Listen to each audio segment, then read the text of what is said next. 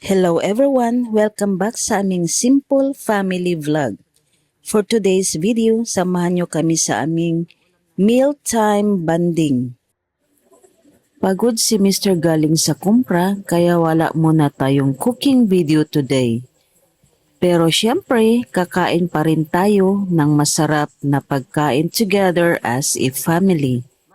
For today's ulam natin ay mainit na sinigang na galunggong at crispy pork belly.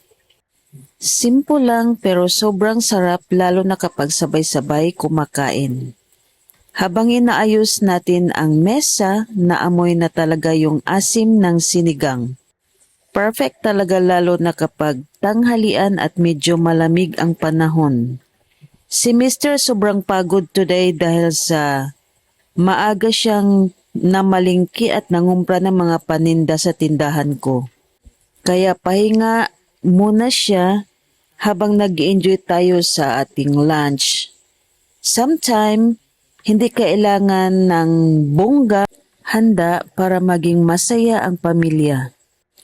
Kahit simpleng pagkain, basta sama-sama, busog na busog ang puso.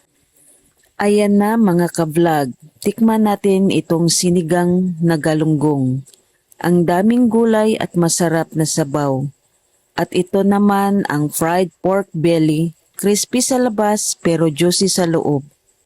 Perfect partner sa mainit na rice. Grabe, sobrang nakakagutom tingnan. Extra rice pa tayo kasi bawal mag-diet kapag masarap ang ulam.